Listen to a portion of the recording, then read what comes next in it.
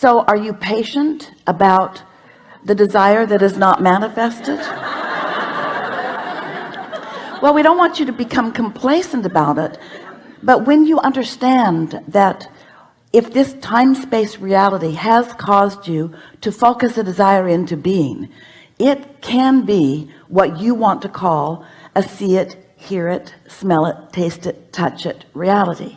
In other words, it doesn't just have to be a dream that you feel good about. It can be a reality that you sleep with or park in your garage. In other words, we want desires to be born, but we want you to be all right with the desire that hasn't manifested fully, because we want you to be satisfied with the early manifestations of your desires. And what are the earliest signs of manifestations? More ideas coming, more ideas coming. The contrast, of course, is the earliest of all. The contrast is what gives birth to it. But once you've given birth to it, you've got to begin to line up with it. Otherwise you can't realize it, you won't recognize it, you can't sniff it out, you can't be on the trail of it, you can't want it and doubt it and be moving toward it. When you want it and doubt it, you're moving away from it. When you want it and feel nervous about it, you're not allowing yourself to be in the receptive mode of realizing it. And the reason that that word realize is such a good word is because your path is being revealed to you all the time. In other words, the source within you knows what you've asked for and knows where you stand in relationship to what you've asked for, and is giving you continual guidance about how to close that gap between the wanting it and the full realization of it. You have come into these physical bodies because you expected full realization of ideas. That's why it is a time and space reality. That's why you have these physical senses to translate the realism into its fullest form. So when a vibration is translated by you, the first thing that happens is you'll have a thought about it, and in the moment that the thought comes, you'll have an emotional manifestation, which is the indicator of how on pitch you are vibrationally with your desire. So when you got here, your physical senses were working so well, you didn't even realize that you were an expert vibrational translator. You just thought that you were seeing and hearing and smelling and tasting and touching. You didn't realize that you were translating vibration into a reality. You are a vibrational being who has the ability to control your vibrational output through focus. And that when you control your vibrational output, you also control what comes into you in terms of a realized life. Because the law of attraction, the most powerful law in the universe, really the one we talk about mostly, says that whatever you are vibrationally emitting is what is coming back to you. Because in your emanation, you set a vibration that equals your receiving. Now, we have not said that to you before. Do you know that you set your receptive mode by your transmission mode? What you focus on is how you focus your dial. So you can't be saying one thing and getting another. You can't be thinking one thing and getting another. You can't be feeling one thing and getting another. The universe does not hear your words. The universe is responding to your vibrational output. As you are offering this signal based upon what you are giving your attention to, whether it is in the past as you are remembering it, or in the present as you are observing it, or in the future as you may be imagining it, it doesn't matter. You're doing it right now. It's causing you to emit a signal now. That signal equals your point of attraction now, and the whole universe is queued up to respond to that vibration. The thing that would help you to emit the vibration, the one you want to emit, meaning the one that you want to be answered, the easiest way to do that is by caring, really caring about how you feel. Because when you care about how you feel, you're alert to your emotions, you're alert to your emotions, which are your guidance system.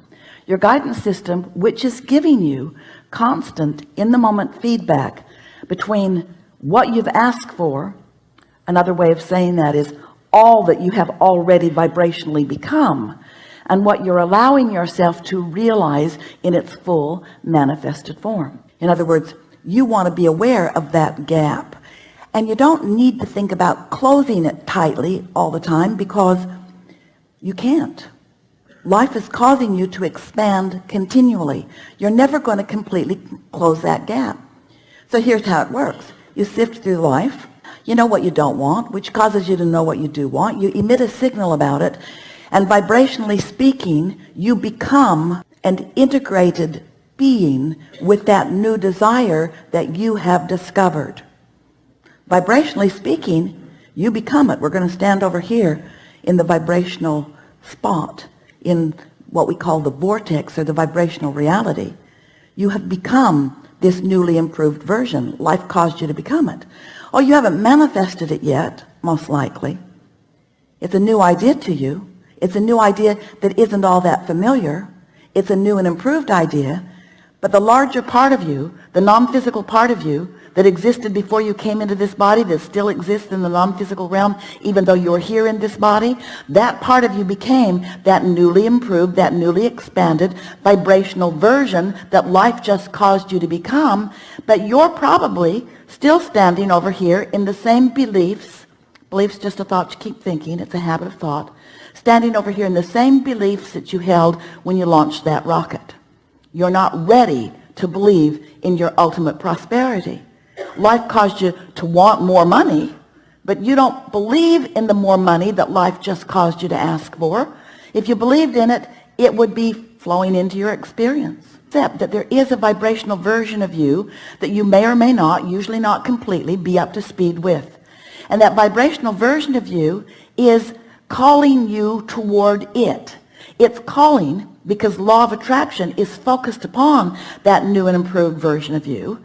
And law of attraction is summoning all cooperative components to it. The question is, are you a cooperative component to your own desire? And the answer to that in many cases is no, not yet. I do not believe this thing I want. I'm giving lip service to it. Life keeps showing me that I want it, but I am, we're speaking from your perspective, often so wrapped up in the observation of what is, because after all, I can see what is, I can hear what is, I can smell it and taste it and touch it. What is so vivid. What is so vivid. Most of my vibration is about what is. And we want to say to you, that's a bit of a problem. Because if what is so vivid, you give your attention only to what is can't change much. It's slow going. Have you noticed? So you've got to let go of what is a bit. You've got to stop telling it like it is and begin telling it as you want it to be. You've got to lighten up. You've got to stop defending what is as if there is someone standing there saying, why is that? How'd you get there? What are you doing there? What are you doing? What are you doing? Why did you do that? Why aren't you further down the road? You've heard those questions. And you've developed a pattern of answering them that comes out in your personality, like defending yourself, or like justifying yourself, or like rationalizing. And we want you to cut that out, because every minute you spend in defense is a moment in resistance, not in allowing. It's in resistance, not in receiving. It's in resistance to the path that is calling you, and that's why you feel negative emotion. So some things you want to know. First, if the path were not calling you, you would never feel resistance. Next, if you hadn't asked for stuff, the path wouldn't be calling you. So if you weren't mixing it up and expanding, then there wouldn't be an improved version of you calling you forward. But since there is, and since you can't change that, since you are eternal beings, since there is a source within you, since there is a source within you who knows all that you have become, who is calling you and other cooperative components to these focused points of realization. You rendezvousing with the things along your path, that's what life really is. You see, it's not just the final destination that you're rendezvousing with. You're rendezvousing with all the fun along the way. You get to rendezvous with the new idea. You get to rendezvous with the new and improved version. You get to rendezvous with the others who are ready to play with you. That's what you signed up for. That's what you wanted. That's what you said you were about. You are deliberate creators, genius creators, here in the best environment ever, launching rockets of desire all day, every day, and often holding yourself back from what you have expanded to be.